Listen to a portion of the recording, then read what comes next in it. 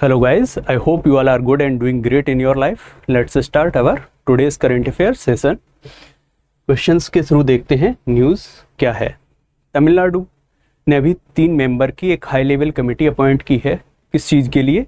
To review centre state relations. ठीक है, तो क्वेश्चन में पूछ रहा है कि उस कमेटी को हेड कौन कर रहा है। तो जो जस्टिस कुरियन हैं जोसेफ, वो इसको हेड कर रहे हैं। अब सेंटर स्टेट रिलेशन क्या है, इस चीज़ को भी जान लेते हैं।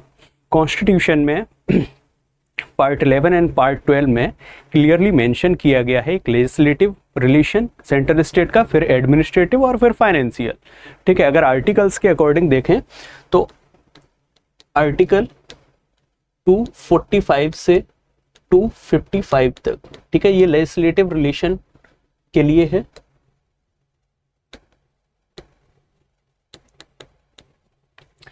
और आर्टिकल 256 से 263 तक एडमिनिस्ट्रेटिव है। ठीक है, और वहीं पर अगर आर्टिकल 268 से 293 तक देखोगे तो ये तुमको फाइनेंशियल मिल जाएगा। ठीक है, ऊपर के 2 पार्ट 11 से रिलेटेड हैं और जो फाइनेंशियल है वो पार्ट 12 में आ जाता है।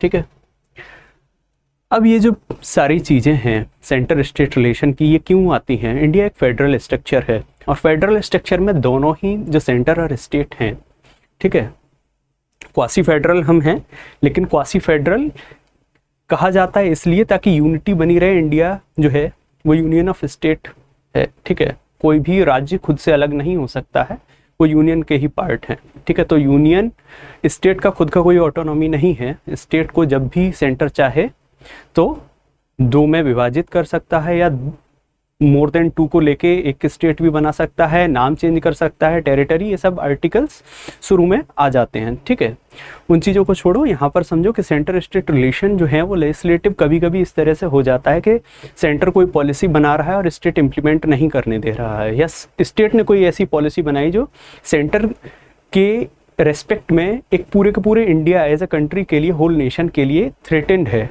ठीक है, तो ऐसे में सेंटर क्या है, उन चीज़ों को बंद कर देता है। ठीक है, उस तरह की पॉलिसी को इम्प्लीमेंट नहीं करने देता है। और बहुत बार ऐसा होता है कि यूनियन फेस से बायसनेस देखी जाती है। तो इन चीज़ों को रेगुलेट करने के लिए सेंटर स्टेट रिलेशंस को रिव्यू किया गया सबसे पहली बार सरकारी कमीशन के थ्रू 1983 में। ठीक है, सरकारी कमीशन आया और उसने बताया कि किस तरह से चीज़ों को रेगुलेट किया जाएगा। तुमने देखा होगा आर्टिकल 312 जो ऑल इंडिया सर्विसेज हैं, वो भी सेंटर बाइस का नेचर एक कहीं ना कहीं दिखाती हैं। ठीक है, गवर्नर का अपॉइंटमेंट हो गया। तो इस तरह से बहुत सारी चीज़ें चल रही थी जिन चीज़ों को रिव्यू किया गया। और इस बार भी जो तमिलनाडु में कमेटी बनाई गई है वो इन्हीं सेंटर स्टेट रिलेशन को रिव्यू करने के लिए बनाई गई, क्योंकि इस तरह से बहुत बार न्यूज़ में आ रहा था, बहुत ज़्यादा इन चीज़ों पर पार्लियामेंट में भी, कर्नाटक की जो स्टेट लेजिस्लेशन है वहाँ पर भी इन चीज़ों पर बहुत सारे डिस्कशंस हो रहे थे कि यूनियन बाइस नेचर को लेकर। ठीक है, तो उन्हीं सारी चीज़ों को देखते हुए कमेटी बनाई गई और कमेटी को हेड कौन कर रहे हैं? जस्टिस कुरियन जोसेफ। ठीक है, वही सारी चीज़ हैं। कमेटी को बोला गया है कि कमेटी 2026 में अपना इंटरिम रिपोर्ट दे देगी। ठीक है, रिव्यू का पूरा। आगे क्वेश्चन बोल रहा है कि अभी जो है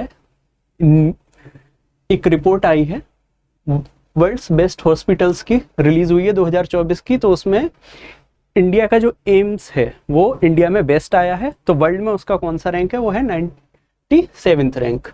अब ये रिपोर्ट किनके कोलैबोरेशन से बनी है ये भी देखिए। Newsweek in partnership with global data platform Statista. ठीक है, इनके साथ में हुआ है। इन दोनों ने रिव्यू कितना किया है, इवेल्युएट किया है ओवर 2400 हॉस्पिटल्स का अक्रॉस 30 कंट्रीज। ठीक है, ये सारी चीजें। अब इंडिया में 3 चीजों की रैंकिंग, 3 इंस्टीट्यूट का रैंक आया है। पहले तो दिल्ली एम्स का आया है 97th। उसके बाद में गुड़गांव में जो मेदांता है उसका रैंक कितना है? 146। वहीं पर post graduate institute of medical education and research जो है छत्तीसगढ़ में, उसका रैंक आया है 228। ठीक है, आगे देखो बोल रहा है कि यूनियन टेरिटरी जम्मू कश्मीर में एक अभी ऐप लॉन्च किया गया है to provide comprehensive digital solution for health care needs of the people. तो इस ऐप का नाम क्या है? ई सेहत इस ऐप का नाम है। जो सीएम है उमर अब्दुल्ला, उन्होंने इस ऐप को लॉन्च किया है। ऐप की खासियत यह है कि ऐप के थ्रू आप मेडिकल केयर, पब्लिक हो प्राइवेट हो, उन चीज़ों को ले सकते हैं। साथ ही साथ आप डॉक्टर से भी उन चीज़ों, जैसे होता है ना कि अपॉइंटमेंट वगैरह, तो इन सारी चीज़ों को भी ऐप के थ्रू आप रेगुलेट कर सकते हैं। तो हेल्थ केयर से रिलेटेड आपकी जितनी भी फैसिलिटीज़ हैं वो ऐप के थ्रू आपको प्रोवाइड की जाएंगी और आप उसको यूटिलाइज कर सकते हैं। ठीक है, इस तरह से आपको हेल्प करेगा ये ऐप। आगे देखो, 15th hockey India senior man national championship 2025 हुआ है। तो किसने जीता है? पंजाब ने जीता है, और पंजाब 5th टाइम ये जीता है। इनॉग्रल कब हुआ था इसका? इनॉग्रल हुआ था 2011 में, मेन वुमेन दोनों का ही। और जीता किसने था 11 में मेन वाला? हरियाणा ने जीता था। और सक्सेसफुली अगर देखा जाए तो सबसे सक्सेसफुल टीम किसकी है? पंजाब की है। इस बार 3rd रैंक पे कौन रहा है? यूपी रहा है। और 2nd रैंक पे एमपी रहा है। क्यों? क्योंकि पंजाब ने एमपी को 4-1 से डिफीट करके इस चैंपियनशिप को जीता है। ठीक है, पंजाब कितनी बार जीत चुका है? 2012 में, 18 में, 21 में, 23 में, और अब 5वीं बार 25 वाला ये जीते हैं। ठीक है, अप्रैल 2025 में किस वेटलैंड जो नवी मुंबई में है उसको फ्लेमिंगो कंजर्वेशन रिजर्व में डाल दिए हैं। ठीक है, तो वो है दिल्ली पब्लिक स्कूल वेटलैंड जो नवी मुंबई में है, उसको फ्लेमिंगो कंजर्वेशन के लिए डिक्लेयर कर दिया। फ्लेमिंगो क्या होता है? तुमने सारस देखा होगा, उसी तरह से उतनी ही हाइट का होता है फ्लेमिंगो, जिसका चोंच जो है वो सारस से काफी चौड़ा होता है, शॉर्ट होता है, छोटा होता है। ठीक है, आगे देखते हैं। अगले क्वेश्चन पूछ रहा है कि किस स्टेट ने हिंदी को 3rd मैंडेटरी लैंग्वेज कर दिया है फॉर क्लास 1 to 5th। ठीक है, इंप्लीमेंट किया है न्यू एजुकेशन पॉलिसी 2020 को। तो ये है महाराष्ट्र। ठीक है, महाराष्ट्र ने किया है। आगे थीम पूछ रहा है वर्ल्ड हेरिटेज डे 2025 का। तो थीम क्या है? Heritage under threat from disaster and conflicts. ठीक है, डे कब से ऑब्जर्व कर रहे हैं? 1982 से कर रहे हैं। 18 अप्रैल को अपन इस डे को सेलिब्रेट करते हैं, ऑब्जर्व किया जाता है। Announce 18 April as World Heritage Day in 1982 और अप्रूव यूनेस्को ने कब कर दिया फिर इसको? 83 में। आगे पूछ रहा है कि अभी जल शक्ति मिनिस्टर जो है हमारे CR पाटिल, उन्होंने लॉन्च किया एक digital platform to boost fresh water biodiversity conservation. और इस प्लेटफॉर्म का नाम पूछ रहा है क्या है? तो रिवर्स है, www.rivers.in। यह है गंगा प्रहरी जो कॉन्क्लेव है उसमें इस मीट के ड्यूरिंग इसको लॉन्च किया गया। ये मीट जो है अपने जो CR पाटिल हैं जल शक्ति मिनिस्टर, उन्होंने ड्यूरिंग दिस मीट इस पोर्टल को लॉन्च किया है, इस डिजिटल प्लेटफॉर्म को लॉन्च किया है। आगे देखते हैं, मैग्नस कार्लसन जो हैं वर्ल्ड चैंपियनशिप बहुत बार जीत चुके हैं, ये वर्ल्ड चैंपियन रह चुके हैं। तो इन्होंने भी फ्री स्टाइल जो चेस चल रहा था उसमें किसको हरा के इस फ्री स्टाइल चैंपियनशिप को जीता है? तो हिकारा नाकामुरा को हरा के ये जीते हैं। ठीक है, प्राइस कितना? $1,00,000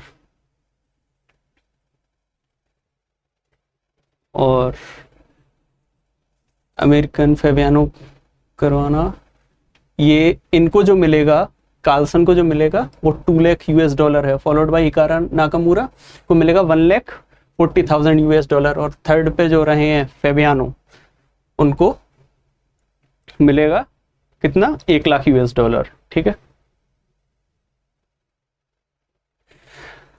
आज के करंट अफेयर के सेशन में हमने क्वेश्चंस के थ्रू न्यूज़ को कवर किया जो इम्पोर्टेंट न्यूज़ हैं। इनमें सबसे ज़्यादा इम्पोर्टेंट जो न्यूज़ है वो पहली सबसे ज़्यादा इसलिए है क्योंकि बहुत टाइम के बाद में कोई सेंटर स्टेट रिलेशन को रिव्यू करने के लिए कमेटी बनाई गई है। तो कमेटी को हेड कौन कर रहा है, इस बात को याद रखना, इस फैक्ट को याद रखना बहुत ज़्यादा ज़रूरी हो जाता है।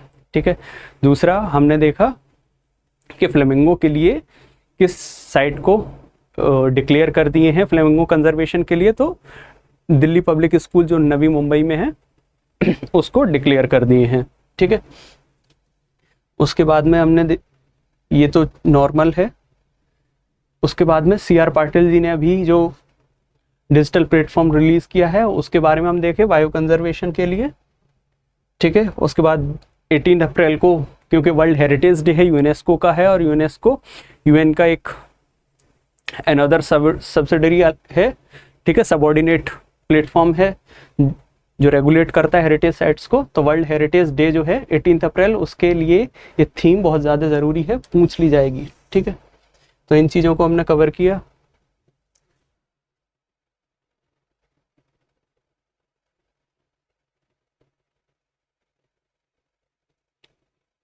उसके बाद में हॉकी कौन जीता है इस बार, ये इम्पोर्टेंट है। ठीक है, उसके साथ में स्टैटिक भी हमने देख लिया, 2011 शुरू किया। पहला 2011 का इनॉग्रल कौन जीता, हरियाणा जीता है। ठीक है, सबसे ज़्यादा बार पंजाब जीता है। उसके बाद हमने जम्मू कश्मीर में देखा कि जो उमर अब्दुल्ला वहाँ के CM है, उन्होंने ई-सेहत करके एक ऐप है हेल्थ केयर के लिए जो लॉन्च किया है।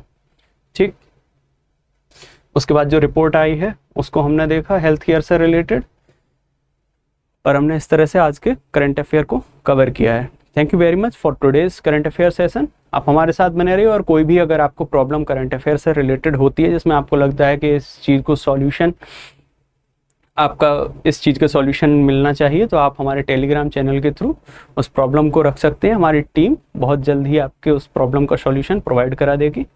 ठीक है, stay happy and healthy. Thank you very much for today's current affair session.